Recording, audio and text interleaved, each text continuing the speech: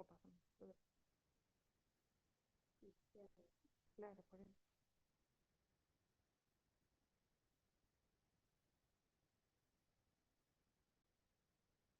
Sí, yo a ella no le quiero hacer. O sea, sí está cerca, pero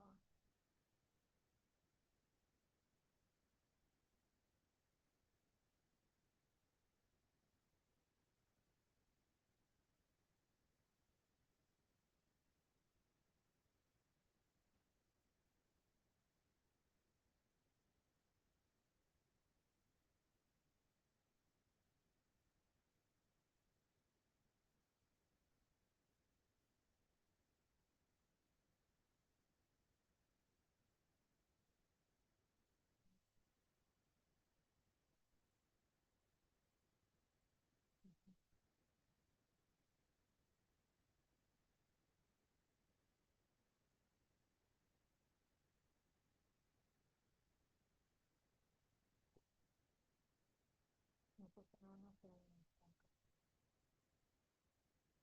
Después sí me traen. Sí, sí, sí, ya. No, tranquila.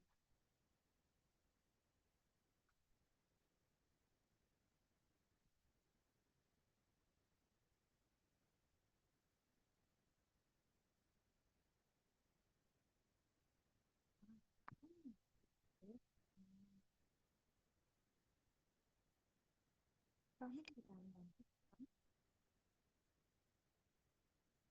Ajá. No, puede ser Sí, puede ser cualquier otra persona. Pero justo. Sí, justo la boda de-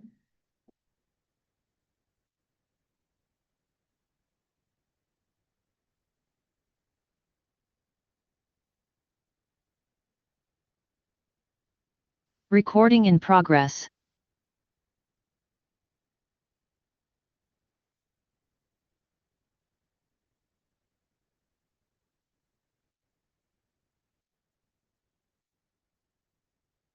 Bueno, y también tener que ir.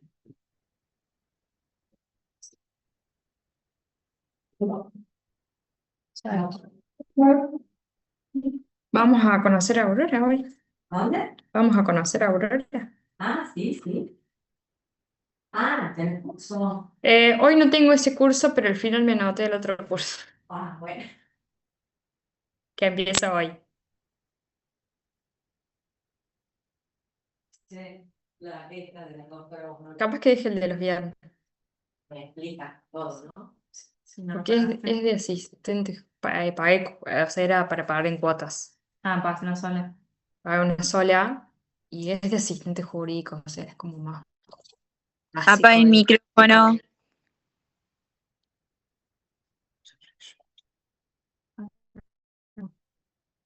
Sí, nosotros. Sí, son ustedes.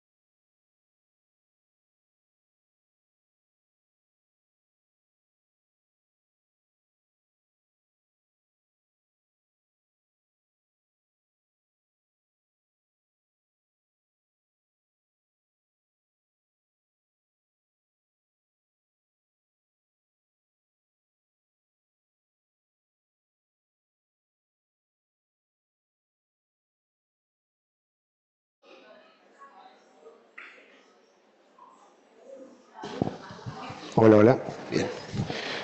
Bueno, muy buenas tardes a todos, a todas. Bienvenidos. Esta es la primera clase a partir del bonus track que tuvimos y la presentación de los miércoles pasados. Arrancamos hoy con el contenido del programa que les fue enviado en su momento. Arranco por el tema de la asistencia, que justo acaba de entrar una compañera. La asistencia la pueden firmar después al final, así que no hay problema con eso.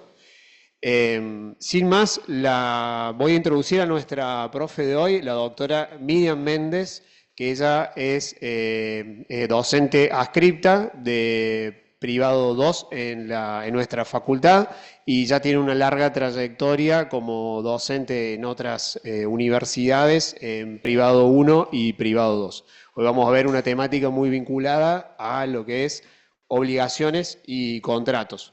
Va a haber una dinámica que va a incluir tanto a ustedes que están como presenciales como a los que nos acompañan de manera virtual. Cualquier cosa, está el grupo a disposición, está el chat que lo vamos a estar siguiendo. Cualquier inquietud, consulta, duda, estamos nosotros para resolverlo. Así sin más, doctora, sea usted la palabra. Muchas gracias. ¿Cómo les va? No hablo muy bajito, que digamos, así que si es mejor o no. Para los... bueno. Entonces los que están acá, tápense los oídos. Bueno, voy a tratar que no. Cuando ustedes vean que yo hablo y no respiro, me paran, me dicen que respiro, me ven un poquito medio el azul. Bueno, ¿cómo les va? Buenas tardes a todos, a los alumnos presenciales, a los alumnos que están acompañándonos y juntos los alumnos virtuales. Bueno, la idea es que tengamos una clase práctica que sirva y que se vayan de acá saliendo, despejando algunas dudas. No sé, sabiendo un montón, seguramente con lo que ustedes digan, yo voy a tratar de ayudarlos un poquito, pero bueno, la clase es totalmente descontracturada, así que en la medida de lo que piensan, lo que quieren preguntar, opinar, para eso estamos todos para aprender y corregirnos, ¿sí? Bueno, tengo algunas caras conocidas, así que... Veo, a algunos alumnos míos no le vamos a preguntar nada por las dudas. Bueno, así como están, se van a agrupar, a muchar, correr un poquito nomás, para entre 5 o 6 alumnos resolver una situación que me acaba de llegar. Me estaba viniendo para acá y me llegó al estudio esto y digo, ¿cómo lo vamos a resolver ahora? Qué mejor que ustedes que me van a ayudar a resolverlo. ¿Sí? ¿Estamos? Bueno. Lo voy a repartir, creo que los alumnos virtuales se los van a compartir por allí. Bueno. Bueno. Modo grupo. Nos vamos corriendo, no podemos correr sillas mucho acá, pero por lo menos nos vamos moviendo. Vamos.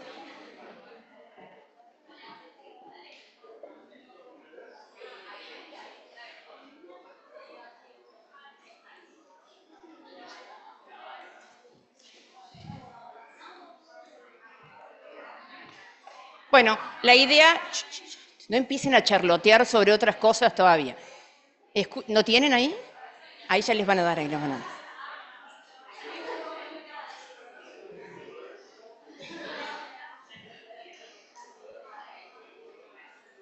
Bueno, ven, no escuchen, por eso, cortito, 5, 7 minutos, no más, porque está bueno que las actividades grupales uno se interrelaciona y conoce quizás futuros o futuras, pero bueno, no es la finalidad de esta primera parte, por lo menos del trabajo. Entonces, en 5 o 7 minutitos, en el estudio jurídico de ustedes reciben por WhatsApp a las 10:30 de la noche, porque vieron que los clientes ahora con el WhatsApp trabajamos de lunes a lunes y 25 horas al día.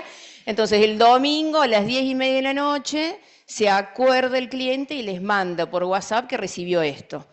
¿Qué van a hacer ustedes? Porque el lunes a las 7 de la mañana les va a preguntar,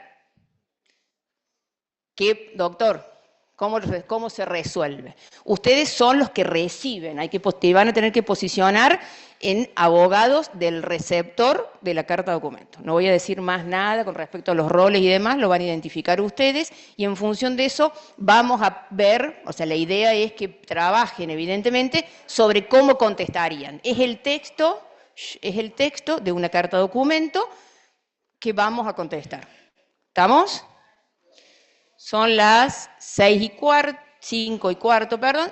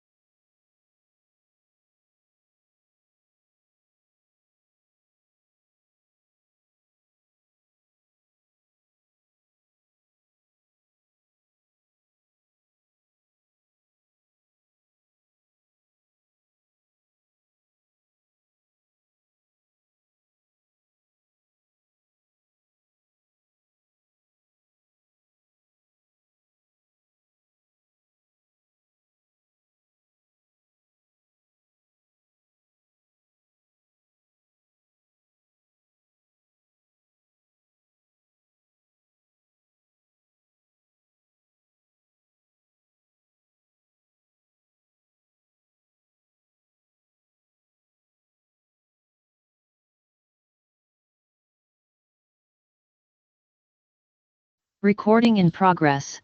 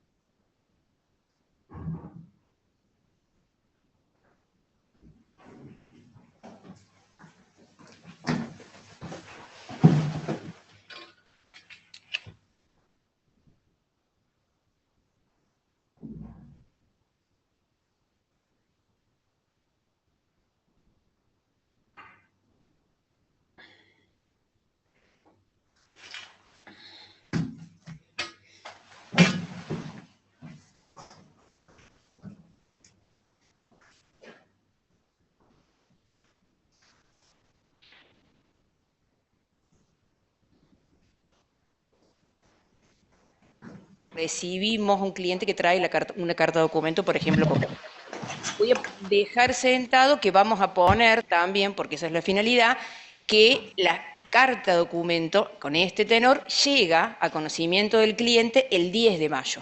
Digo porque hoy es 26. Ah, bueno, va a llegar el 10 de mayo. Está bien, eso va a modificar algunas cuestiones, pero es importante porque para que analicemos alguna cuestión ahí. ¿Sí? ¿Estamos? Bueno, ¿qué es lo primero que advirtieron? ¿Qué es lo primero que se les pasó cuando la leyeron? Por la cabeza, por el pensamiento jurídico. Primero, entonces, teníamos otro que pasárselo. Bueno, por eso, llegó el 10 de mayo. Bien, ¿qué más? Entonces, ese 10 de mayo, ¿qué les hace pensar? Que está cerca de prescribir. Entonces, una de las primeras cosas que verdaderamente, cuando el cliente empieza a hablar, lo primero que tengo que pensar, una de las primeras cosas que yo como abogado hago, es preguntarle cuándo pasó. Porque pongámonos ahora un ratito y pensemos en que somos abogados del actor, del supuesto damnificado. Y viene con todo un discurso y todo un daño enorme, pero resulta ser que esa acción está prescripta. ¿Tiene sentido continuar? No, entonces ahí aparece este instituto que por ahí tan denso era cuando cursábamos obligaciones, el instituto de la prescripción. O sea, podemos debatir si la prescripción prescribe el derecho, prescribe la acción, jurídicamente hablando, pero la realidad es que cuando nosotros hablamos de que una obligación o una deuda, en este caso, se encuentra prescripta, ¿qué es lo que pasa? No es exigible, ¿es verdad? Entonces el vínculo jurídico, este elemento esencial de la relación jurídica obligatoria, se encuentra debilitado, quedando en todo caso subsistente un deber moral del 728, pero ya no tengo esta exigibilidad. Bueno, entonces siempre lo primero que analizo es, tengo que saber, por lo menos, tengo que empezar a pensar, digo, si esa obligación tiene ¿Es exigible o no? ¿Tengo la coacción o no la tengo? Bueno, quizás en este caso, ¿de qué plazo de prescripción estamos hablando? 3 años, podría ser, ¿no es cierto?, un supuesto de los cuales no sea una acción de simulación, una acción, digamos, de inoponibilidad, que por ahí tengo que revisar, no importa, me voy al código, me veo los supuestos especiales de prescripción y ahí veo el plazo. ¿Y ahí avanzo o no avanzo? No voy a crear, digamos, una fantasía, una ilusión jurídica al cliente que me hace perder tiempo, plata, desgaste, porque no voy a ganar nada y hasta quedo mal profesionalmente. Bueno, entonces lo primero. ¿Qué más? Vieron que no estaba prescripta. ¿Qué más? Bueno, no está prescripta. Entonces, ¿cuál es el paso que tienen que hacer ahora? Responder la carta de documento. Ahora ya saben que no está prescripta. Sí estaría prescripta, porque si lo hubiesen recibido el 15 de mayo, ¿qué hacen? Como abogados ustedes del receptor, ¿qué hacen? ¿Qué le responde? ¿Eh?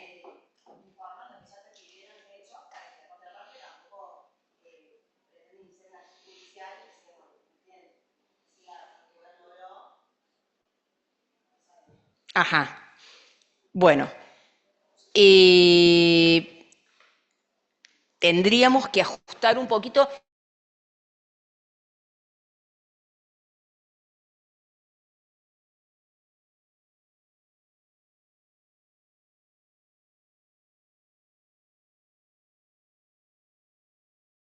A veces este tiempo sumado a otros elementos, evidentemente, produce el nacimiento, la adquisición de un derecho, lo han visto ustedes en los derechos reales, pero también desde el punto de vista obligacional, de que nosotros lo estamos mirando ahora, puede producir la extinción de esta acción, es decir, la extinción del derecho de crédito en función también de este carácter de temporalidad que tiene la obligación. Toda obligación nace para ser cumplida a través del modo fiel y exacto de cumplimiento de la prestación, que es a través del pago, o bien a través de cualquiera de los vías sucedáneos, de las vías alternativas que el Código regula. Una de ellas es la prescripción, sumada a la inactividad del deudor, sumada a la inactividad del acreedor. Pero, ¿qué pasa? Digo, si yo esa carta documento la recibo hoy, 26 de mayo, automáticamente la primera respuesta como abogada o como abogado es decir que está prescripta? ¿Por qué no? No, dice usted, ¿por qué no? ¿Por qué? Sí.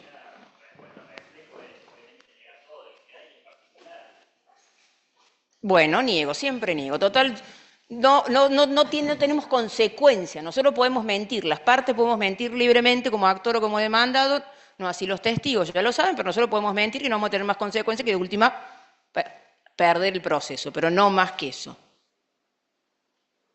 Quiero llegar a otro lado. ¿Acá en la carta de documento? ¿De qué derecho? ¿A quién se lo pido?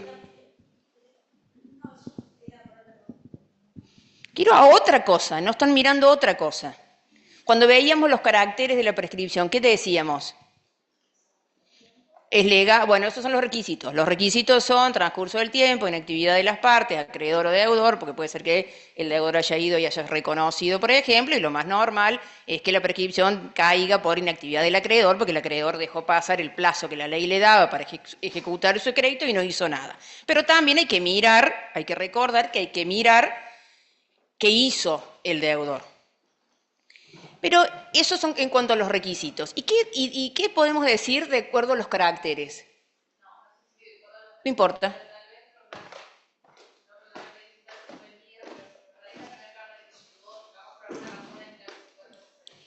Por ejemplo, recuerden que la prescripción era legal porque surgen, tiene origen legal, crean los plazos de prescripción la propia ley, tenemos un plazo ordinario, hoy digamos todo lo que es materia de prescripción, yo digo hoy porque bueno, creo que soy la única que debe haber estudiado con el Código de Vélez, pero teníamos una prescripción.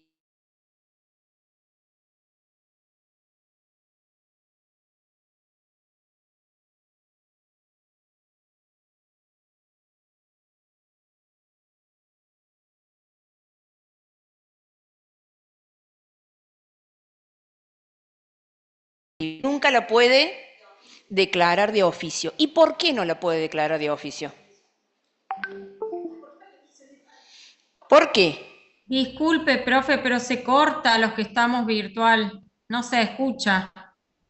O sea, perdemos el hilo de la conversación. A ver si es una cuestión de sonido mío, no. De señal. De señal, claro.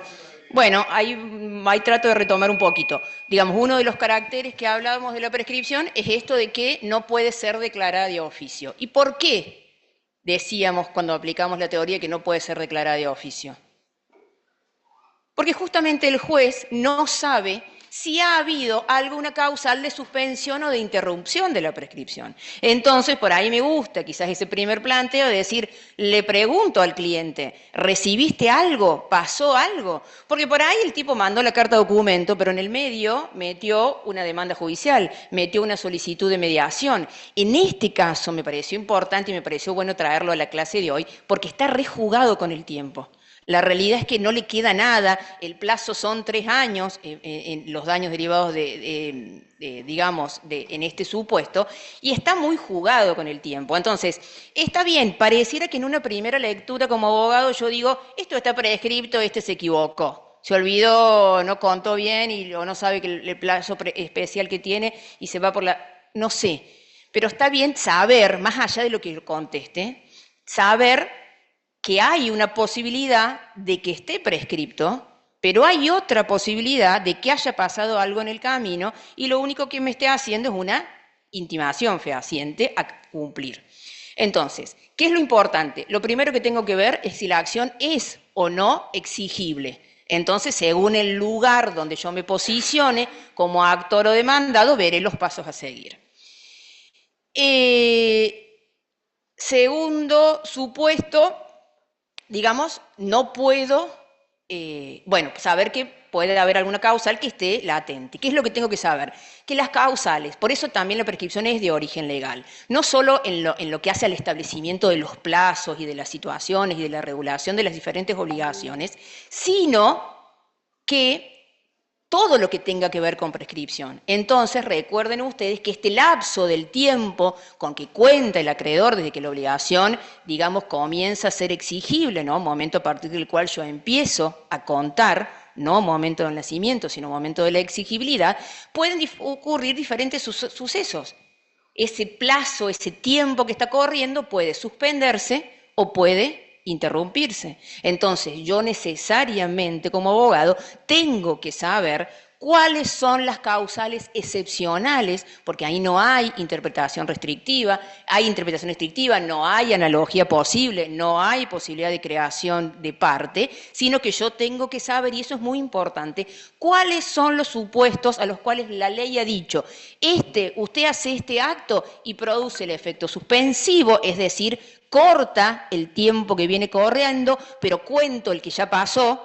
Por el tiempo, también, digamos, las causales de suspensión deben analizarse o deben estudiarse. La causal, por ejemplo, en este caso, la interpelación fehaciente, saber que la suspensión implica no desconocer para nada el tiempo que ya viene transcurriendo, sino que justamente se va a suspender, voy a dejar de contar por el tiempo que la norma me dice, por el tiempo que la ley me dice. Por ejemplo, en el caso de la intimación fehaciente es por 6 meses, la mediación también suspende desde el momento en que recibo la notificación, por ejemplo, ahí lo suspende hasta el acta de protocolización de la mediación. Entonces tengo que saber bien cuáles suspenden y cuáles interrumpen. No puedo confundirme porque el efecto es totalmente distinto. Y ojo, no siempre que suspende por el mismo plazo. Entonces tampoco es que la suspensión me deja a mí a que yo nuevamente me tome el tiempo. Evidentemente que en este caso lo que tiene que haber pasado es que por una razón que desconocemos, 3 años, 2 años y 11 meses, el actor no hizo nada, fue, digamos, y quiere iniciar la acción. Entonces, muchas veces la realidad es que esta intimación fehaciente, después voy a decir unas palabritas sobre la modalidad que utilizó el cliente en este caso, o el abogado en este caso, al estar tan justo. A mí lo que más me asustó cuando recibí la carta de documento fue el plazo, porque la realidad es que la recibió el cliente creo que el 9 de mayo, o sea que estábamos a 3, 4 días. La intimación tiene que ser fehaciente. Entonces, cada vez que el código explique o cada vez que el código imponga, ¿no? Leo algo fehaciente, significa que yo voy a tener que poder acreditarlo de manera indubitable. No puedo dudar o no puedo dejar a un medio de prueba cualquiera.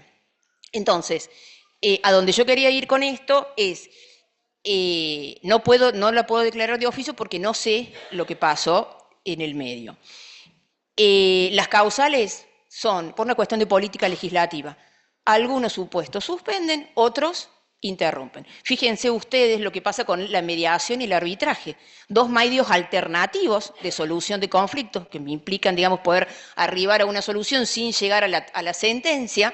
Son modos alternativos, lo estudiamos en procesal de esa manera, y en uno suspende el pedido de mediación y en el otro interrumpe el someter la causa a arbitraje. Entonces, lo primero también que me parece a mí es tener en claro cuáles son los supuestos que el código taxativamente le da el valor de suspender o le da el efecto de suspender el plazo del tiempo y en el otro caso le da el efecto interruptivo. Sabiendo ya, me parece, digo, si hay algún concepto técnico o concepto jurídico que tengamos que repasar, lo repasamos, pero me parece que acá la mayoría estamos todos hablando entre colegas, digo, por eso por ahí voy avanzando un poco más y no me quedo en la clase teórica en sí, digo, pero si hay que reforzar algo lo reforzamos, pero sabiendo esto, ¿no? Que la interrupción implica nada más y nada menos corto, dejo, vuelvo a contar desde cero, entonces fíjense nada más y nada menos el tiempo, lo importante de reconocer y de no confundir supuestos que suspenden y supuestos que interrumpen.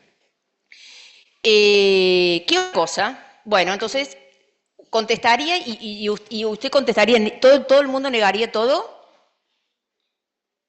¿Alguien contestaría de otra manera la carta de documento? ¿Cómo contestarían ustedes? Ajá. Por ejemplo. No, usted es abogado, no me diga a mí en el peor o en el mejor de los casos. Usted es abogado del que recibió la carta de documento y usted le va a decir qué hacer. ¿Qué decide usted como abogado? Sí. Sí, porque es importante, está bueno eso. ¿Qué ¿Cómo? dice? Sí, porque es una posición distinta al resto, así que para que todos puedan escuchar bien.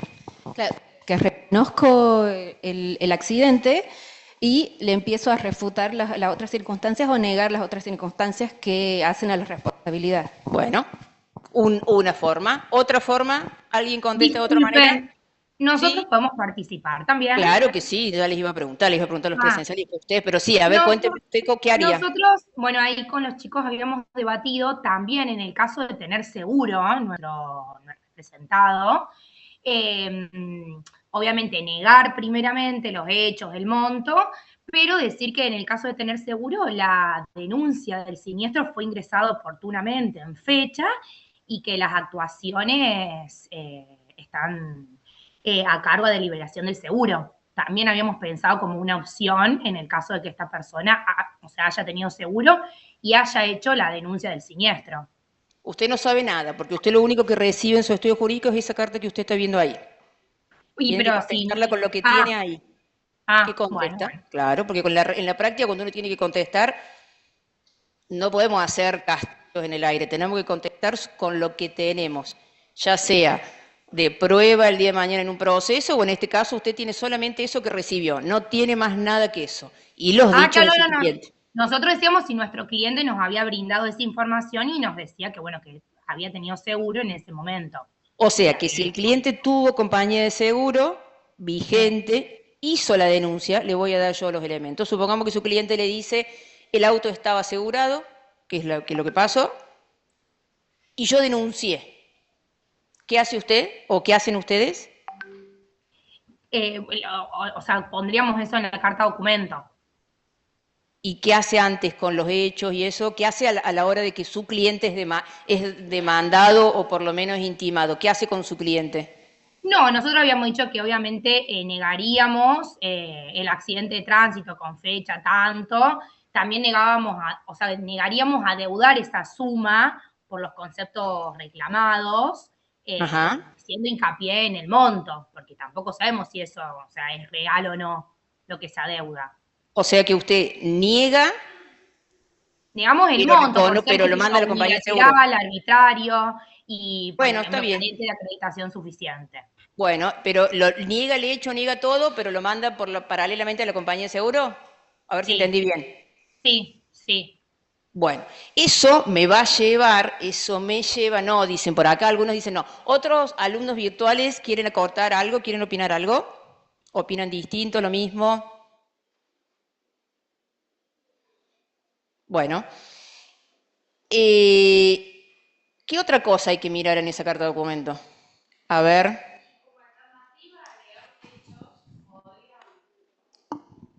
Como alternativa a negar los hechos, se me ocurre que como la carta documento no dice la modalidad en la que ocurrieron los hechos, sino que solo nombra accidente de tránsito, podría usarse esa forma para preguntarle al cliente de qué modo ocurrió, si por dónde iba circulando, o cómo se dieron los hechos, para responder con algo de eso. Bueno, seguramente la clase que estudien accidente en tránsito les van a decir mejor que yo. Yo creo que si estoy, eso es un paréntesis, lo que para mí me gusta dar a mí cuando doy clase. Yo desconozco todo. Porque todo lo que yo reconozca, se lo solucioné a la otra parte. Hay un accidente de hace 3 años, casi 3 años. La realidad en este caso es que el auto estaba asegurado, pero la compañía de seguro con posterioridad quebró. Esa es la realidad. Entonces mi cliente o el cliente hizo la denuncia, pero parece ser que nunca cobró porque en el medio la compañía se fue a quiebra. Entonces, la realidad es que usted tiene que defender a su cliente, ¿no? O sea, más allá de la justicia o injusticia para el otro, el cliente me dice, yo creo que el accidente fue hace 3 años, no me acuerdo, hice la denuncia, no fueron tantos daños. Esa es la otra frase del millón. Pero bueno, si usted quiere reconocer, puede reconocerlo. Pero hay otra cosa de fondo que está faltando. Olviden, no vayan a lo estricto, ya está, vamos a contestar el documento, algunos van a negar, otros no. Lo vamos a dejar para cuando vean el juicio de accidente de tránsito. Hay otra cosa sustancial de derecho de fondo, de derecho a las obligaciones que está fallando en esa carta documento y en algo que dijo la compañera virtual, que no sé el nombre, perdón, también. ¿Qué tengo que mirar? No me miren a mí, relean la carta documento.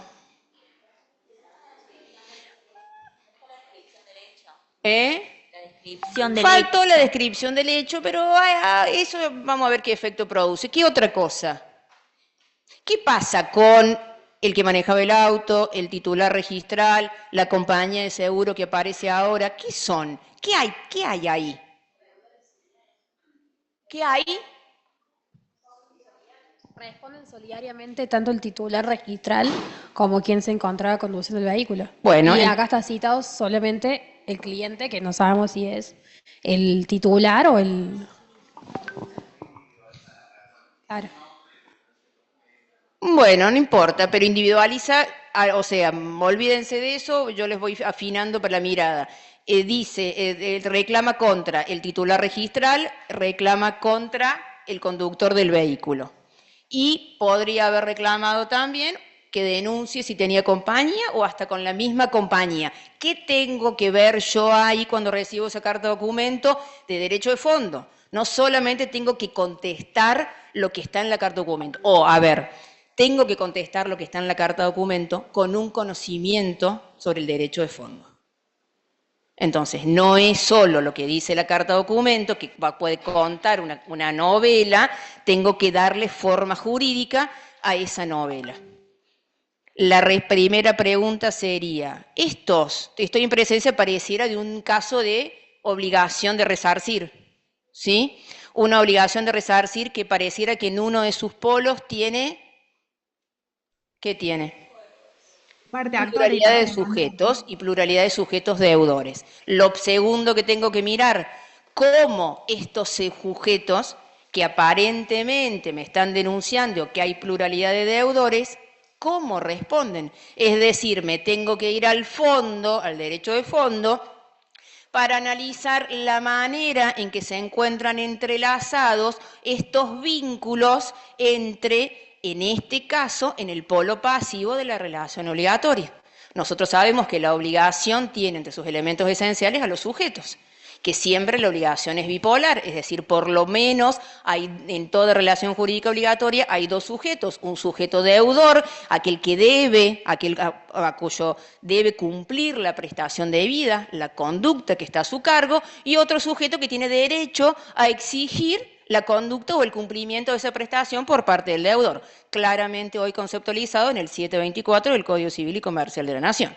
En este caso, nosotros podemos decir que las obligaciones, digamos, pueden tener o pueden ser analizadas, uno de los criterios clasificatorios, ¿se acuerdan cuando estudiamos todas esas unidades de la 3 a la 8? Todas clasificaciones nomás, terminamos la 8 con la clasificación de las obligaciones en función de los sujetos. Obligaciones de sujeto único, obligaciones de sujeto plural. ¿Se acuerdan? En este caso dice, che, me está reclamando al titular registral, me está reclamando al que maneja el auto y me está reclamando a la compañía de seguro. Uy, tengo un supuesto de la unidad 8, mirá, tengo un supuesto de pluralidad de sujetos. ¿Qué más tengo que ver después de eso? ¿Qué veo? Claro, ¿qué tipo de vínculos, qué tipo de entrelazo, qué tipo de relación existe entre estos sujetos que se encuentran ubicados en el mismo polo de la relación obligatoria? Y ahí, ¿qué empiezo a tener? ¿Cómo podría, se acuerdan cómo puedo clasificar a la relación jurídica obligatoria en un caso de pluralidad de sujetos? ¿Cómo? La obligación podía ser de sujeto único y de sujeto plural. Cuando yo tengo sujeto plural, tengo obligaciones mancomunadas, y dentro de las obligaciones mancomunadas, ¿qué tengo? Simplemente mancomunadas, solidarias, concurrentes, dijo alguien, apareció una tercera categoría que algunos la querían sacar, pero no la sacaron, dicen que son primas hermanas de la solidaria, las concurrentes, y algunos dicen, son tan primas hermanas que casi podían tener los mismos padres, entonces algunos dijeron, che, las dejemos solamente simplemente mancomunada y solidaria, pero el legislador cuando reformó el código dijo, son parientes.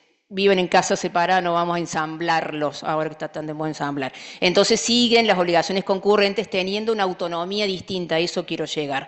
Entonces, ¿cuál será qué es lo que tengo que ver? Porque no va a ser lo mismo, y vamos un poquito más finito, si yo tuviera el día de mañana que defender a la compañía de seguro, si yo tuviera que defender solamente al titular registral.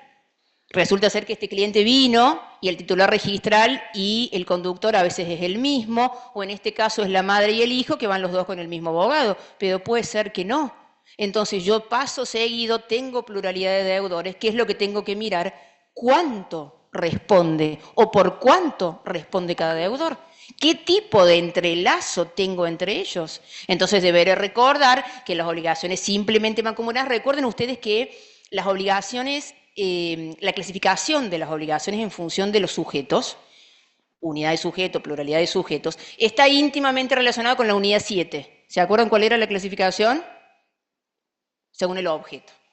Entonces, yo no puedo clasificar obligaciones de sujeto único, sujeto plural, si no miro el objeto.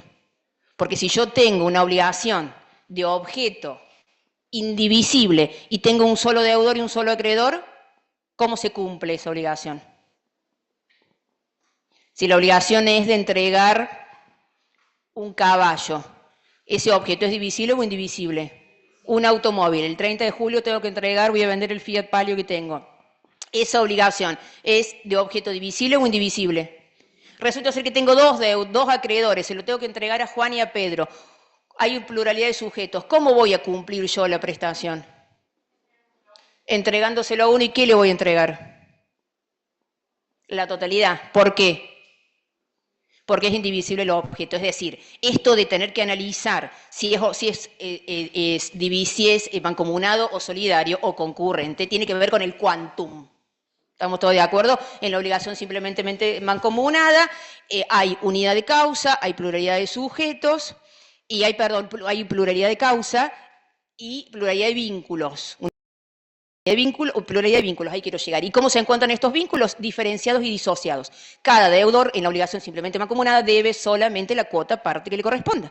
Si estos fueran obligados simplemente mancomunados, de los 5 millones le correspondería 2,5 millones a cada uno.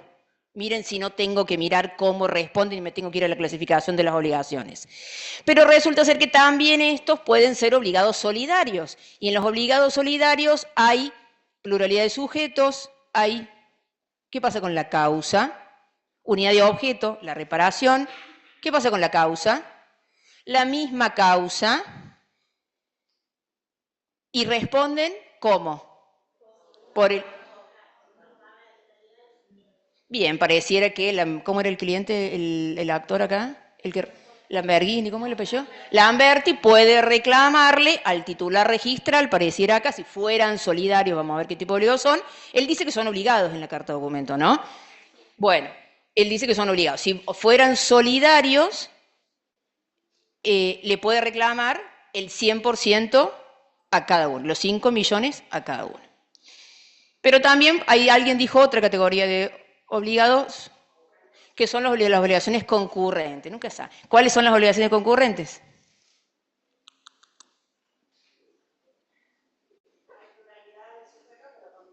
Bien, hay pluralidad de sujetos, pero con distinta causa. ¿Y por qué son primas hermanos de las solidarias?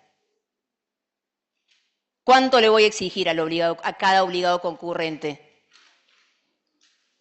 La totalidad. En la práctica funcionan, por eso es que son parecidas y que parte de la doctrina dijo, saquemos a las concurrentes porque es una subcategoría que está al vicio, pero otros dijeron, no, tiene su particularidad. Responden, funcionan igual que las obligaciones solidarias en el sentido de que yo al obligado concurrente le puedo pedir la totalidad, pero tengo causas distintas y tengo efectos distintos. Recuerden que en las obligaciones solidarias hay una tendencia a la propagación de efectos. El pago, la suspensión, la interrupción prospera contra todos. Si fuesen, miren la importancia, si fuesen obligados solidarios, la intimación que hizo 2 días antes a uno de ellos propagaría efectos respecto del resto, ¿sí o no? Y si son obligados concurrentes, vuelvo a preguntar entonces, en este caso, supongamos hasta que trajo a la compañía de seguro, ¿qué tipo de obligados son? Vuelvo a pensar, ¿qué tipo de obligados son? Son concurrentes. Fíjense, está mal la carta documento, para mí el primer error, nadie me lo advirtió todavía, no son obligados solidarios como él dice, son obligados concurrentes. Y esto produce este efecto que yo les digo. Si él se hubiese olvidado o por la razón que sea, dijo, son solidarios y la solidaridad implica que yo le puedo reclamar a cualquiera porque va a propagar efectos y se olvidó del titular registral, ¿van a contestar igual la demanda cuando tenga que contestarla por el titular registral que por el conductor? No, porque respecto del titular registral capaz que prescribió. ¿Ven la importancia de bajar eso que parecía tan finito, tan tedioso y tan teórico a la práctica? Porque eso tiene que ver en cómo yo voy a contestar después. Entonces, pareciera que no hay obligados solidarios, sino que hay obligados concurrentes. ¿Qué opina la virtualidad? Los alumnos virtuales, ¿qué opinan? ¿Alguien quiere aportar algo más?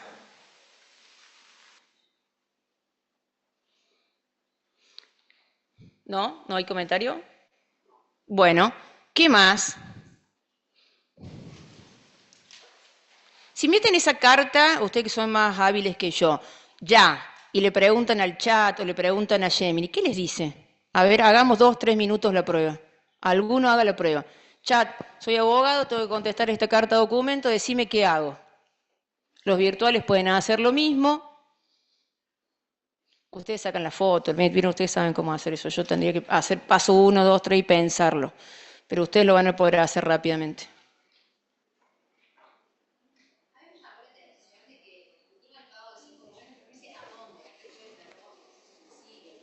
Ajá. ¿Cuál es la finalidad de esta carta documento? Es suspender el plazo. Perfecto. Ahora, a ver. Por lo que usted explicaba, si no sabemos diferenciar esto de la obligación, si es concurrente o no, podemos tener después un demandado que nos pida la prescripción de la acción y ahí ya estamos perdiendo adelante de nuestro cliente. Ahí ya perdió. Bien, si la finalidad, y él se las expresamente la dice, esto casi que no leaslo, no importa si lo que tanto vas a leer de la carta de documento, la finalidad es suspender. ¿Está bien? ¿Qué les parece? ¿Alguien ya sabe lo que dijo el chat sobre la carta documento? ¿Qué dijo el chat?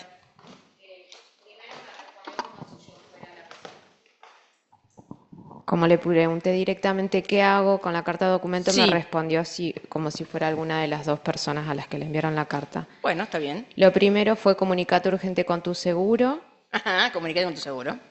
Está bien. Bueno, después la segunda opción es que no deje vencer. Vamos a hacer para. ¿Cómo hiciste el PRON? ¿Cómo le preguntaste? No, le mandé la carta y le puse ¿qué hago? Después A ver, podría ella le puso preguntar soy como abogada, porque quiero ver, ella le puso soy abogada. Quiero que veamos todos juntos cómo nos ayuda en el rol. Porque tampoco podemos negarnos a la IA. Lo que pasa es que hay que, a ver qué nos dice. Yo le di la instrucción y le dije, soy abogada y necesito contestar esta carta de documento según el Código Civil y Comercial de la Nación Argentina. Bueno. Me dice, claves para la técnica de la contestación. Negativa general y particular. Niegue todo, le dijo Niegue el chat. todo. Ahí estuvo bien. Es el ABC del derecho procesal, debes negar el hecho, la mecánica de descripto, los daños y la legitimación si fuera ¿Cómo, necesario. cómo? Debes negar el Niegue hecho. todo. Era yo, acá, Debes chaleco negar- blanco. No soy yo, dijo. ¿Qué más? Y hay que hacerlo porque La yo puedo mecánica- mentir. La mecánica descripta, los daños y la legitimación si fuera necesario. Lo que no se niega expresamente puede considerarse reconocido. Impugnación de los rubros y montos, la suma de 5 millones por esos daños, especialmente en un modelo como el Clio, debe ser calificada como exorbitante, Está bien, eso arbitraria me lo y dijo mi carente cliente. de sustento. El Clio usado sale Citación eso, en- me dijo mi cliente. Sale un poquito más. Bien. Citación en garantía, seguro. Es fundamental mencionar los datos de la aseguradora de la clienta para trasladar la obligación de indemnizar. Fíjense, ¿dijo algo la IA sobre el tipo de obligados? No. No lo dijo, ¿eh? Después Y dice lo pasé por suspensión. Gemini. ¿Este chat que usó usted? Gemini. Y el chat tampoco. Es finito, finito. ¿A dónde digo? Está bueno. Fíjense cómo nos ayudó. Allá con la compañera que dijo, yo reconocería el hecho, capaz que después de pasarlo por Gemini. Fíjense que Gemini le dijo, no porque yo le dejo que tenga que laburar él y que tenga que comprobar él. Porque si él no lo prueba, yo voy a ganar. Pasó hace 3 años, es un montón. Hay que laburar para acreditar lo que pasó hace 3 años. ¿Por qué reconozco yo el hecho? Y yo digo que reconozco el hecho. No, Porque a los jueces les molesta que las personas nieguen el hecho. Y vos decís, el hecho sucedió, el accidente sucedió. ¿A quién le Ahora, molesta? Al juez. Pero toma la carta de Le documento molesta recién. decir, usted no puede negar todo. Reconozca por lo menos el hecho y después trabajemos el tema de la responsabilidad. Por eso yo dije, te reconozco el hecho porque el accidente sucedió. A eso apunta mi reconocimiento del Bueno, hecho. no, pero yo no le digo que está mal. Para nada. Cada abogado tiene su propia estrategia. Está bien. Yo sabe por qué lo negué, porque hace mucho tiempo, 3 años. Y si él está iniciando, eso es una percepción mía. Nunca hay que subestimar al oponente. Jamás, jamás, para mí procesalmente, tengo 25 años de profesión, jamás subestimo a nadie. Pero yo digo, si demoró 2 años, 11 meses y 20 días, capaz que está flojito de papeles.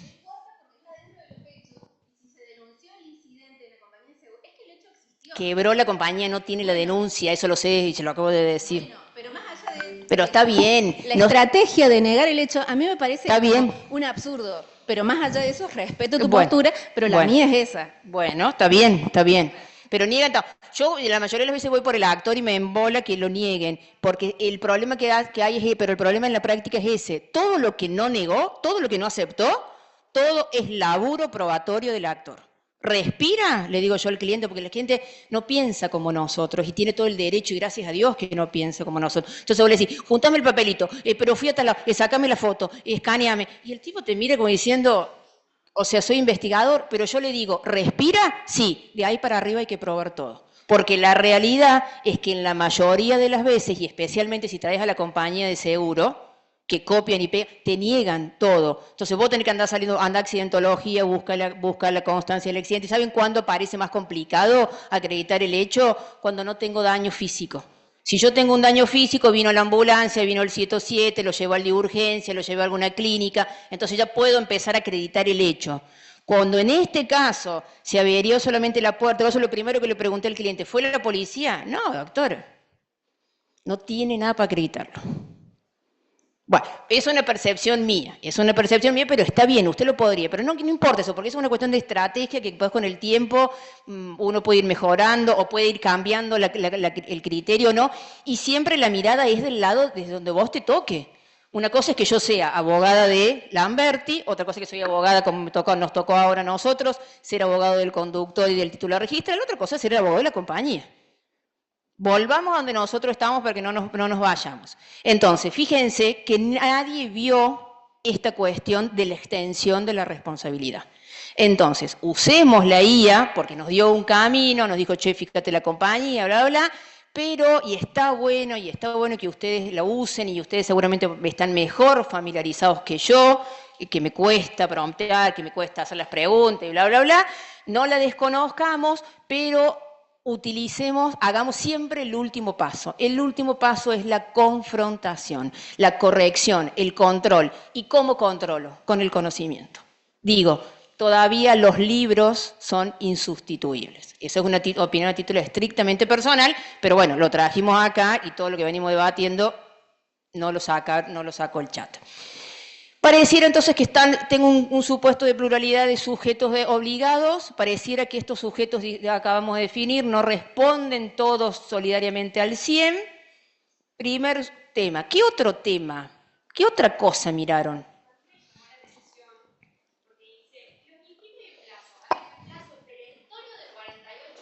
Eso es porque los abogados nos encanta poner esos términos, y los daños y perjuicios, son términos que nos encanta. Sí, me llamó esa atención que hable de plazo perentorio de 48 horas y que abajo dice, quedan notificados y constituidos en mora. Como si fuese una... no sé. Bueno, porque es otro tema importante que hay que ver acá. Hay dos temas más que hay que ver. Uno es el plazo. Esto es una carta documento. ¿Qué efecto tiene una carta documento? Bueno, fíjense, acá ella quiso suspender los efectos, ¿no? O sea, suspender el plazo del tiempo, nada más y nada menos. No quiero decir yo. Hay algo en el efecto suspensivo de la prescripción. ¿Vieron algo? ¿Les llama la atención algo? ¿Hubiesen hecho ustedes, si hubiesen estado del otro lado, algo mejor? ¿O hubiesen agregado, sacado algo?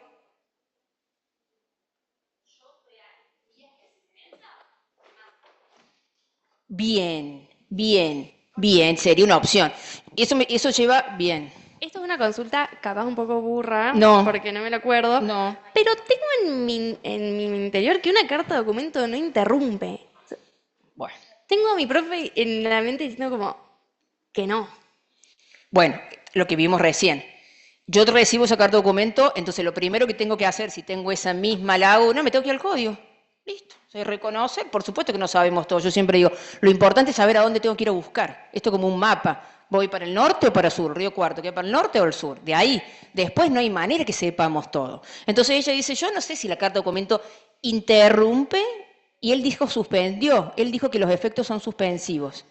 Bueno, le voy a adelantar, usted hubiera dicho el código y se hubiese enterado que sí. El código no habla de carta documento, habla de intimación fehaciente. Ahora, esta intimación fehaciente, y ahí me tengo que volver otra vez a ir al contenido de fondo, al derecho de fondo, que el efecto suspensivo, acabamos de decir recién, paraliza el tiempo que cuenta por el tiempo que marca la ley, después desaparece o termina de contar ese tiempo, vuelvo a contar y sumo, ¿no? El tiempo de antes más el que falta. Este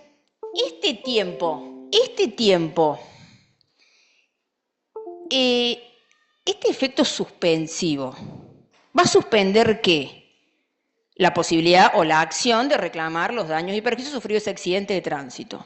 ¿A ustedes les parece que cuando hizo la carta documento detalló todo lo que quería suspender?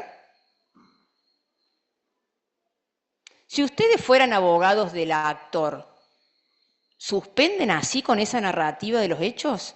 Fíjense que no dice la hora, no dice dónde, en qué esquina, no dice cómo. Digo, suspendió un accidente de tránsito entre tal auto y tal día. ¿A qué hora? ¿Cómo? Yo digo, pensando y siguiendo el mismo análisis de ella, estoy tan jugado con el tiempo que yo también meto una carta documento defectuosa. Fíjense que hasta el código hoy admite el efecto interruptivo hasta con el cargo de hora, que es un tema que se debatía en el código de antes. ¿Qué pasa cuando, en los 2 años o los 3 años se cumplen un domingo. ¿Qué pasaba? ¿Puedo usar las 2 horas del lunes siguiente o no? Bueno, este código lo resolvió y le dijo, mire, a los efectos interruptivos la demanda se interrumpe aún con el cargo de hora. Metió procesal al fondo, hizo una cosa media rara. Ustedes ya saben que son 2 legislaciones distintas. Pero bueno, lo dijo claramente el Código Civil, no lo podemos desconocer ni negar. Digo, me parece, pensando el día de mañana si nos toca estar del otro lado, que a la hora de suspender, o sea, a la hora de darle una carta de documento un efecto tan importante que es y nada menos que no perder o mantener vivo el derecho de exigir, yo laburo un poquito más, no laburo en el monto, capaz que no laburo en los daños, porque eso no importa, pero sí trabajo un poquito más en los hechos. ¿Por qué? Porque es ese hecho, con esas características, ese día, a tal hora, entre tal, eso es todo lo que yo quiero que se suspenda, la acción que surge de todo ese hecho. Entonces yo lo primero, les soy honesta, lo primero que vi cuando leí eso dije, cuando venga la carta de documento yo voy a negar, cuando él ahí me diga que fue a las 5 de la tarde, un sábado, entre tal calle y tal calle, si ahí no dice nada, ¿no? Bueno, entonces, ojo con eso, el día de mañana, que cuando yo le quiero dar ese efecto, primero que trato de no llegar tan jugado. Y si llego tan jugado, porque a veces no es culpa del abogado, esa es la realidad. El cliente llegó y dijo hace 2 años, el tipo del abogado se agarró la cabeza y dijo en un mes, en 20 días, ¿qué voy a resolver? ¿Qué voy a salir a averiguar? Nada. No voy a poder pedir informe, no voy a poder hacer nada. Bueno, pido un informe de dominio para ver quién era el titular, me dijo este que manejó, porque es el dato que me da el cliente, pero ¿qué pasa si esa carta documento no la recibía el cliente? No estaba. Y llegaba el cartero, dejaba el aviso de recibo y no la íbamos a buscar. ¿Se produce la intimación fehaciente dentro del término? Pierdo nada más y nada menos que el derecho otra vez. Entonces, o me hago una actita notarial mejor hecha, con estos detalles, creo yo, digo humildemente, o, muy bien lo que dice usted, interpongo una demanda, porque como ya fue y leyó el código y ya vio la diferencia, entonces va a decir, voy a interponer una demanda porque aún la demanda defectuosa, la demanda defectuosa yo puedo, pero ojo, siempre creo que aún en la demanda defectuosa puede ser defectuosa porque no le puse domicilio al demandado, porque no puse normativa, porque no sé. Pero ojo también con la individualización y con la determinación del hecho, porque respecto de esa situación fáctica que origina, que genera la obligación de reparar, es sobre la cual yo quiero producir los efectos extintivos. Entonces yo humildemente remarcaría, trabajaría mucho más en eso y no quizás en el tema de los daños, porque eso después se va a probar con una pericia. Pensá vos qué pericia vamos a hacer 3 años después. Le voy a decir otra cosa, que no lo haya vendido al auto. O sea, casi que pasó tanto tiempo que creo que él hizo la denuncia en la compañía y la realidad es que el auto del cliente de ustedes es taxista, era un taxi.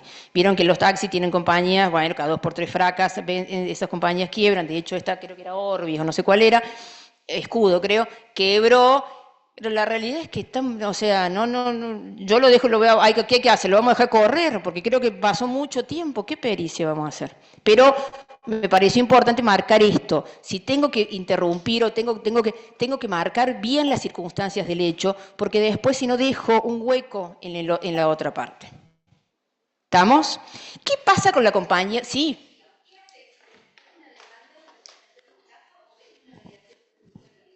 No, meto la demanda. Pero yo interpongo la demanda. Preciso la situación, si vos me preguntas a mí hoy, ¿qué haría yo? Hubiese interpuesto la demanda. Pero como yo voy a tener frenada, porque el tribunal lo primero que me va a decir es, acompañe la constancia de que vino a mediación. Dejo la demanda interpuesta ahí y mientras tanto me voy a pedir la mediación. ¿Por qué? Porque el supuesto de suspensión de la mediación es es bastante feo el código ahí. Desde que sale la cédula de notificación, desde que le llega, peor, cuando lean el artículo, la cédula de notificación al demandado. Puede haber muchas cosas, no tiene el número en la casa, el domicilio es impreciso. Recién desde ahí empieza a suspender, o sea que hasta que le llegó, y usted tiene en el notificador que dice, la dejé abajo de la puerta porque encontré el domicilio, bla, bla, no importa si estaba o no estaba, pero a partir de ese momento, desde que llegó, entonces, o se va con el acta del escribano, que el escribano una vez que la metió abajo de la puerta, o por lo menos dice que la metió abajo de la puerta, con la plena fe que ustedes saben que tienen los escribanos, hay que hacer una redargución de falsedad, digamos, mucho más complejo, tirarlo. Yo interpongo la demanda para interrumpir el plazo y mientras tanto, más tranquila, no con la soga al cuello y sin dormir y despertándome a las 5 de la mañana a ver si le llevo la cédula o no, voy a la mediación porque lo van a ver ustedes que después es un paso previo obligatorio.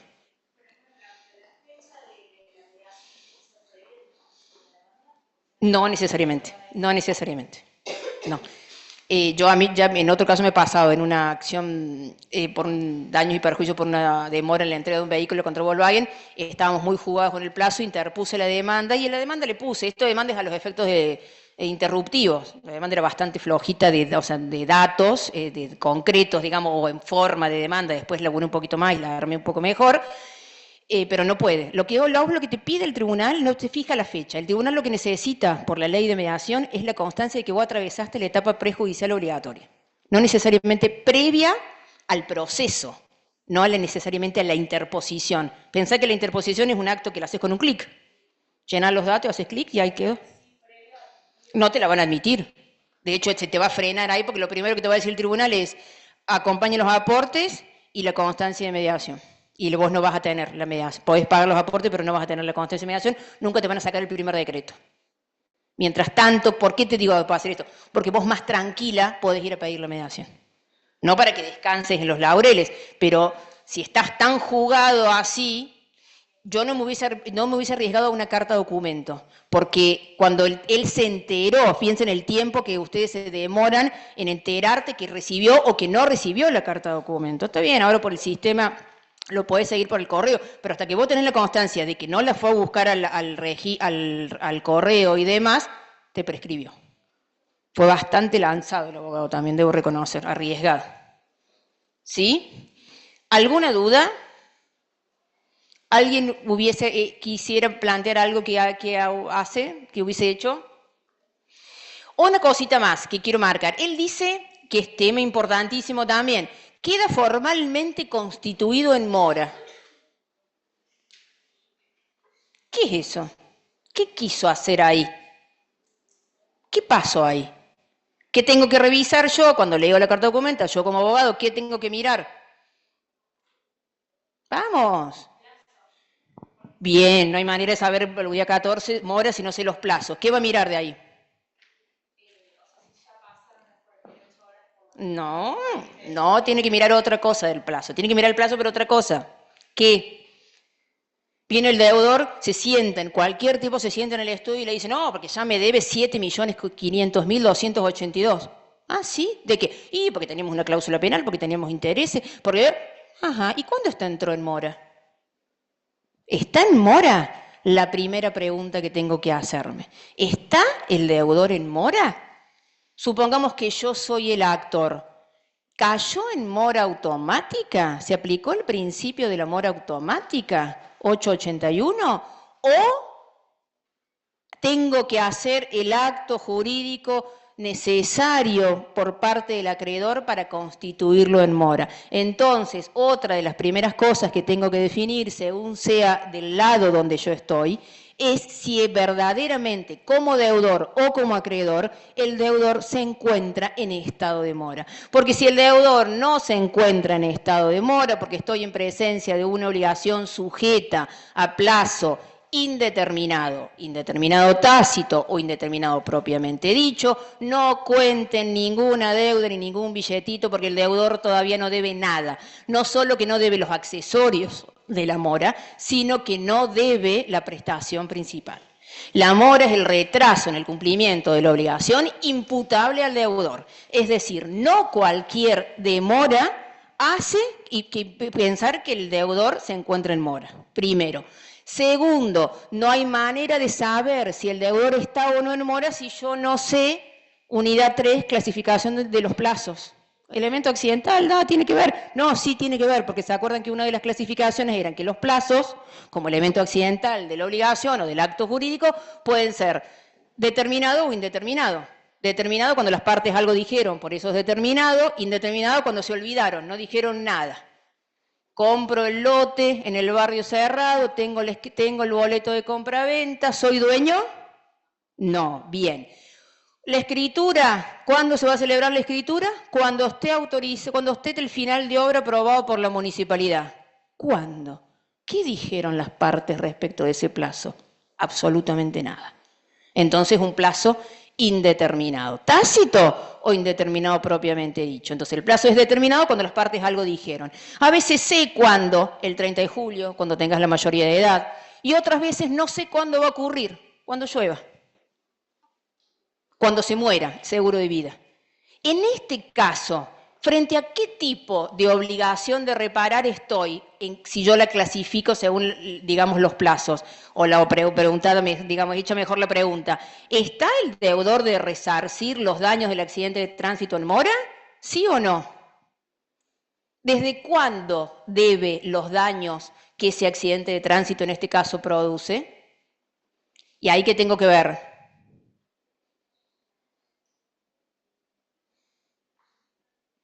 ¿Cuál es la causa fuente de esa obligación? El hecho ilícito. La mayoría de las causas fuente, aquello de donde proviene, ¿se acuerdan? Es el elemento esencial de la relación obligatoria y de donde surge la obligación, muchas veces es el contrato, pero en este caso es un hecho ilícito. La mala praxis médica, el accidente de tránsito, ¿de cuándo lo debe? Desde el hecho. Si lo debe desde el hecho, ¿está bien puesta o tiene algún efecto jurídico? ¿Queda formalmente constituido en mora? No, es lo mismo que no lo hubiera puesto. Porque ya debe desde el momento en que se produjo el daño. Entonces, ustedes pueden poner lo que quieran, no hace falta que se asuste el cliente. ¡Ah, tengo 48 horas, ¿qué va a pasar? No, ya estás en mora, ya hace 3 años, 2 años, 9 meses, o 11 meses que estás debiendo en este caso. Fíjense, estás debiendo porque estamos en presencia de una obligación de plazo determinado. ¿Cuándo? Cuando se produjo el hecho. El 11 de mayo. Entonces, esa es otra cosa que tengo que ver. Eso es re importante, porque si no, viste, uno empieza a calcular, el cliente empieza, y uno empieza a calcular de ahí los honorarios, o sea, se hace todo como una bola, y resulta ser que el tipo no debe, y si el tipo no está en mora, chicos, no debe la prestación principal. Recuerden que la mora, el principio de la mora que rige es el de la mora automática, son las hojas del calendario, dicen los autores, lo que constituye en mora al deudor, punto seguido, coma, en las obligaciones a plazo determinado. En el resto de las obligaciones, fíjense, el 881 establece el principio de la mora automática del deudor y del acreedor, pero el 882 dice, salvo, y ahí aparecen las excepciones que aparecen, nosotros estamos llenos de excepciones en el derecho, cuando la obligación es de plazo indeterminado tácito o indeterminado propiamente dicho, el ejemplo este que les pongo del lote. Bien. Otra perlita más, y me quiero ir un poquito más a otra cosa. Titular registral, conductor, ya supimos que son obligados concurrentes por causas distintas. Uno debe porque manejó con prudencia supuestamente, o por manejar una cosa riesgosa, y el otro, el titular registral, estaba durmiendo en la casa, estaba viendo Netflix, pero responde igual. ¿Por qué? Porque es titular de una cosa riesgosa, responsabilidad objetiva, factor de atribución objetiva, se lo quedo para que ya está. ¿Qué pasa con la compañía de seguro? Supongamos que hay. ¿Qué significa? Que no responde como demandada, o sea, en el caso de la...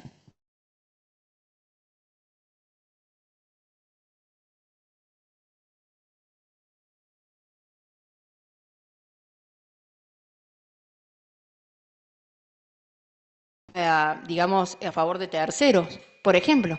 Entonces, yo podría, o digamos, podría demandar el actor,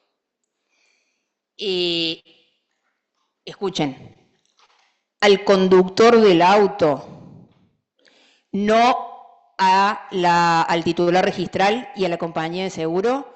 O segunda opción, ¿puedo demandar solamente a la compañía de seguro porque es solvente? No se demanda. ¿Qué hago? Allá dijeron que sí. ¿Puedo demandar? Ustedes contesten la pregunta que yo como socio las doy. ¿Puedo demandar exclusivamente a la compañía de seguro? No dicen acá, no dicen allá. Alguien que diga sí, que de los que dijo sí, que diga por qué. No puedo, y parece una barbaridad. Hay jurisprudencia sobre el tema. Se olvidó, se fue tan contento a cobrarle a la compañía de seguro porque era la solvente, porque todos los otros no van a pagar. Es verdad, no van a pagar, pero yo no puedo desconocer que estoy en presencia de un contrato, un citado en garantía. La compañía de seguro solamente aparece por el contrato de seguro que hay entre el titular de la póliza, en que el contrata, el que hace el contrato, con la compañía para responder por los daños que yo produzca a terceros. Entonces, si yo no cito al obligado principal, mal puedo traer al citado en garantía. Ojo al piojo con eso. ¿Estamos? ¿Alguna otra duda? Bueno, digo, los alumnos virtuales tienen alguna duda? ¿No? Bueno, digo, sabiendo cómo más o menos ya contestamos, vamos a negar, no vamos a negar, avanzamos. Supongamos que inicia la demanda. Negamos, no pagamos nada extrajudicialmente, inician la demanda. Contestamos la demanda. Tenemos sentencia. Se presentó la compañía, olvídense que está en quiebra. Se presentó la compañía. ¿Qué puede pasar? ¿O qué puede pasar en este proceso?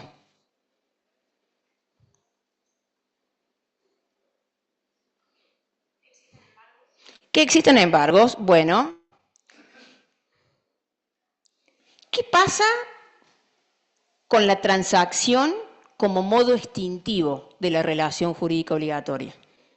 ¿Cómo la enganchan acá en este supuesto? Para terminar esta historia. No habría sentencia si hay transacción. Le faltó algo a su frase para ser perfecta.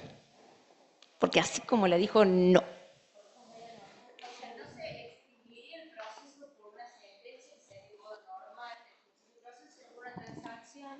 Que sería un modo anormal de extinción de la acción.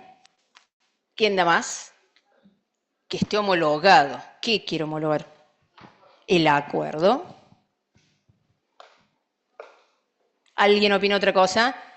¿Qué pasa si esa sentencia no está firme y hay un recurso de apelación en camino interpuesto? ¿Puedo concluir ese proceso con una transacción o no? Sí puedo concluir, y es una transacción en los términos contractuales. ¿Por qué? La transacción está bien, es un modo anormal de finalización del proceso. Nosotros lo vemos desde el punto de vista de las obligaciones como un modo extintivo de la relación jurídica obligatoria. ¿Estamos de acuerdo? Hoy, fíjense, no es ni más ni menos que un contrato. El contrato no es ni más ni menos que un acto jurídico, para lo cual yo tengo que pensar en la transacción como un acto jurídico, como un contrato, una especie de acto jurídico. Por lo tanto, todo lo que estudie sobre acto jurídico, elementos esenciales, accidentales y los naturales del contrato, lo tengo que incluir acá. ¿Estamos? Pero la transacción, ¿cuál es la característica que tiene? Bajo la forma de un contrato. Antes estaba dentro de los modos extintivos, lo había regulado Vélez, ahora está igual, pero se corrió del libro de las obligaciones y se fue al libro de los contratos típicos. La transacción es un modo de extinción de las obligaciones a través del cual las partes, haciéndose concesiones recíprocas, extinguen obligaciones o derechos, ¿se acuerdan? Litigiosos o dudosos, ¿sí? ¿Se acuerdan que esta transacción es un modo extintivo y que tiene cualquier característica esencial? ¿Qué es lo que caracteriza? ¿Cuál es el protagónico de la transacción? Es voluntario. ¿Qué más? Es un contrato, entonces es un acuerdo de partes, por eso es voluntario, porque es un contrato, es un acuerdo, donde las partes prestan su consentimiento. ¿Qué más? ¿Dónde subrayo? ¿Dónde paso el flujo? Si tuviera que pasarlo en alguna parte de ese artículo. En que se hacen concesiones recíprocas. Recíprocas, concesiones. Él dice que le debo 5 millones, yo digo que no le debo nada. La sentencia dijo que le debo 2,5 millones, yo sigo diciendo, o yo digo que debo 1 millón. Si yo no tengo sentencia firme, no tengo modo de extinción de ese juicio a través de una sentencia. ¿Por qué? Porque eso dijo la primera instancia, pero resulta ser que no está firme. Entonces se interpuso un recurso ante un órgano, ante un tribunal superior colegiado para que revea si no debo nada, si debo los 2,5 que yo digo, o que dijo el juez, o ratifica, o el otro va a decir, no, no debe 5 millones, debe 6. Entonces, primero, la transacción es un contrato. Como contrato puede extinguir tanto derechos litigiosos o derechos dudosos. Sabemos que es exactamente lo mismo. Lo que caracteriza el derecho litigioso o el derecho dudoso es estar dentro de un proceso o no. Esta misma carta documento yo puedo negar, pero ¿puedo terminarla en un acuerdo sin ir a juicio? Sí, es decir, voy a terminar en una transacción. Exactamente igual, va a ser lo mismo. Un contrato, ¿qué voy a tener en cuenta? Si tuviéramos una filmina, podríamos poner un modelito que yo había traído, si no después se los paso, de acuerdo. Primero, ¿qué tendría que tener ese acuerdo? Pensemos en los elementos esenciales. Los sujetos, evidentemente. Los sujetos, después, el hecho, el objeto. Tiene por finalizar, extinguir, concluir esta relación que existe, este conflicto que existe entre las partes, originada por un accidente de tránsito, y ahora por las dudas lo voy a relatar mejor. Como ya me lo comí acá y tuve suerte y pude hacerlo, me arreglaron y me van a dar unos mangos, bueno, ahora lo voy a poner y lo voy a redactar bien. Bueno, ¿qué más? ¿Puedo hacerlo de manera oral? No, cuando voy a leer el 1614, creo que, no, transacción, 1614 sesión, tiene que ser hecha por escrito. Pero es lo mismo, el mismo hecho, que originó la carta documento, puede ser motivo de una transacción judicial o una transacción extrajudicial. ¿Cuál es la diferencia? Si lo hago dentro de un proceso judicial o fuera. Fuera porque no lo inicié.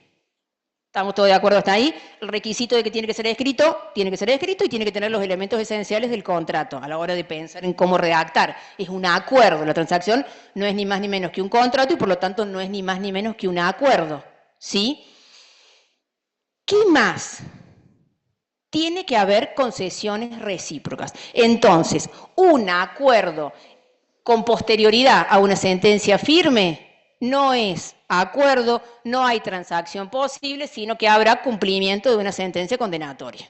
Bien, estamos hablando, ¿puede haber una transacción aún en un proceso judicial? Sí, porque no llega a la sentencia, por ejemplo. Entonces, vamos con la prueba y en algún momento es la mayoría. ¿Por qué es tan importante y por qué quise tocar la transacción? Porque la gran mayoría de los procesos judiciales, por ejemplo, motivados en los hechos ilícitos, que digamos que no terminan en una sentencia. ¿Vieron cuando alguien dice, arreglamos el juicio? Cada vez que arreglamos, hicimos una transacción en los términos del modo extintivo de las obligaciones y en los términos del contrato de transacción que ustedes vieron. Hablamos de eso, jurídicamente hablando. Pero quiero remarcar una cosita más. Ambos tienen que ser hechos por escrito. Puedo hacer el acuerdo, pero quiero decir, aún en el proceso judicial yo puedo terminar con transacción, si no tengo una sentencia firme. Entonces tengo sentencia en primera instancia y apelo. Otra vez, más corto la pelea ahora, pero tengo que seguir peleando y tengo que seguir acreditando. En el medio me dice el abogado, bueno, mira, arreglemos. ¿Cuánto te dio? 5 millones, bueno, 4 millones. 4 millones y medio, 3, 2. Ahora voy a arreglar un poquito mejor, seguramente, porque ya tengo una sentencia que me dio 5. Entonces ya no me voy a tirar al piso por 1,5 millones, 2, porque puedo hacer un poquito la agrandad. Tengo a alguien que me reconoció 5. Bueno, pero puedo, digo, lo que quiero que quede es que puedo finalizar ese proceso a través de una transacción porque no tengo una sentencia. Me refiero a una sentencia firme. Tengo sentencia, pero no se encuentra firme, es decir, que sigo teniendo un derecho dudoso en los términos del código. ¿Me siguen? Derecho litigioso o dudoso. Es litigioso porque está dentro de un proceso judicial y no tengo, lo que caracteriza a la transacción es la falta de certidumbre. No hay certidumbre sobre la existencia del derecho de ninguna de las partes, por eso las partes, haciéndose concesiones, es decir, renunciando a parte del derecho que creen tener, aceptan extinguir ese vínculo obligacional. ¿Cuál será la diferencia en uno y otro supuesto? Supongamos que este accidente, esta carta documento, la contesto, hacemos en el estudio de cualquiera de ustedes el acuerdo, firmamos el contrato de transacción. ¿Desde cuándo es válido? Porque esa es la pregunta del millón en la transacción. ¿Desde cuándo es válido?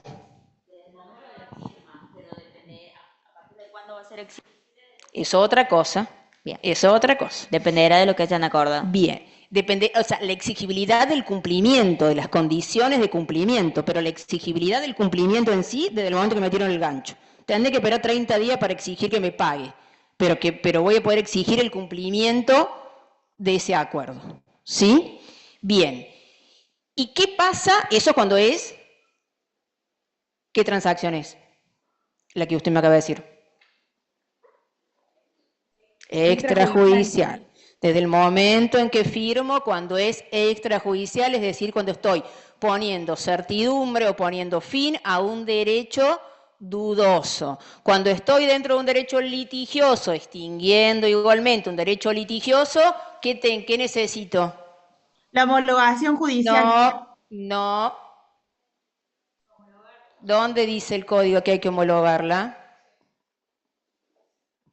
Solamente es necesario la presentación del acuerdo. Antes decíamos la barandilla del tribunal, ahora decimos la presentación, el clic al SAC, al sistema de causas judiciales. El código no exige la homologación. La homologación es un acto jurídico que lo hace el juez, a través del cual valida y le da ejecutabilidad al acuerdo arribado. Pero si el acuerdo es para pagar de una sola vez en 30 días, ¿le voy a pedir al juez que lo homologue? No me hace falta. En todo caso, le voy a tener que pedir que me lo homologue cuando pasen 30, 40 días y no me cumpla y yo lo tenga que ejecutar coactivamente. La diferencia, la transacción es un modo anormal que puede funcionar de manera judicial o de manera extrajudicial, aún dentro de un proceso judicial, siempre y cuando yo no tenga una sentencia en algún grado firme. Primero. Segundo, en ambos supuestos debe ser hecho por escrito, no puedo hacerlo en un contrato verbal. Tercero, lo más importante que tengo que tener en cuenta el día que vayan a hacer una transacción es frente a qué supuesto de derecho estoy extinguiendo. Estoy extinguiendo un derecho dudoso, lo hago en el estudio del abogado, lo firmo cada uno, le doy uno a cada cliente, cada una de las partes se lleva un acuerdo y a partir de ese momento es válido, tendré que tomar las herramientas, yo capaz mando a certificar la firma y demás para que después nadie me lo pueda negar, ni hablar si se paga en ese mismo momento y sirve como recibo de pago, ni hablar. Pero supongamos que no, me aseguraré, digamos, la certeza, pero es una cuestión de la firma. Ahora, cuando lo que yo estoy extinguiendo es un derecho litigioso, ¿lo voy a hacer en el estudio del abogado del acuerdo? Sí. ¿Lo vamos a firmar? Sí. ¿Nos va a quedar uno para cada parte? Sí. Pero antes hay que escanearlo, hoy por hoy, y subirlo al sistema de causas. Solamente será válido y será exigible para las partes a partir del momento de la presentación. No lo estoy inventando yo, lo dice el código. ¿Qué quiero remarcar? Que este proceso, que nosotros empezamos con esta carta documento, puede culminar en una sentencia que el juez resuelva si verdaderamente el hecho ocurrió, si los daños se produjeron o no, pero puede también concluir y terminar en un acuerdo que si es judicial, el acuerdo, el contenido del acuerdo es exactamente el mismo, la transacción es un contrato, debo tener en cuenta los elementos esenciales, caracterizantes, evidentemente, a esa transacción si fuera en cuota, yo le podría poner garantías, por ejemplo, nada obstaría.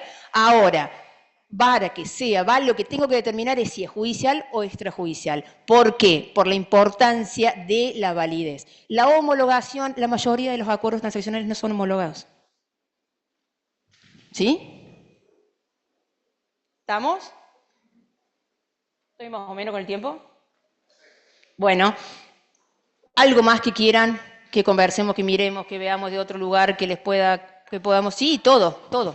Sentencia firme, tengo sentencia firme, pero yo sé que no se puede, no voy a poder cobrar.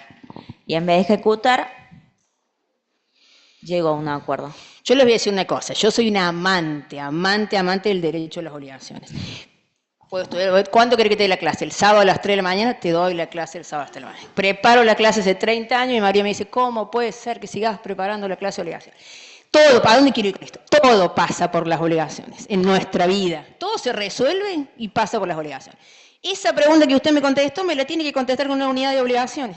Tiene sentencia firme, tiene certeza de un derecho que le dice que le deben pagar 5 millones y va a aceptar 2 millones y le va a dar efecto extintivo. ¿Qué hay ahí? ¿Hay una transacción? No hay transacción porque ya tengo certeza sobre la existencia de un derecho. Lo que ella está planteando es, no tengo certeza de cobro. Ese es otro tema. Más vale pájaro en mano que 100 volando. Agarre lo que le dan y después vea cómo cobra la diferencia. No, bueno, no voy a seguir negando. Voy a aceptar 2 y dejo los otros 3. ¿Qué hay? Pago parcial. ¿Y qué hay? Porque le va a dar un efecto, él le va a dar un recibo. Primero, quiebro el principio de que el acreedor no está obligado a recibir pagos parciales, pero acepta el pago menor y le da efecto extintivo. ¿Qué unidad de obligaciones hay? ¿Qué modo extintivo hay?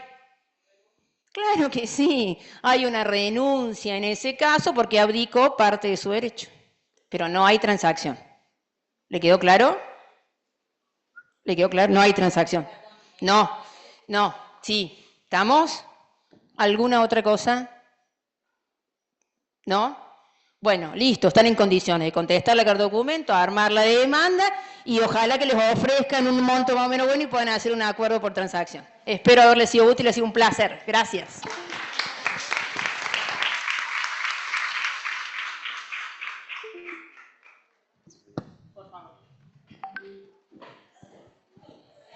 Para recordar, simplemente los que no hayan firmado la asistencia está acá en esta planilla, pueden pasar cuando quieran y si no tienen ninguna duda más, el miércoles que viene nos volvemos a ver.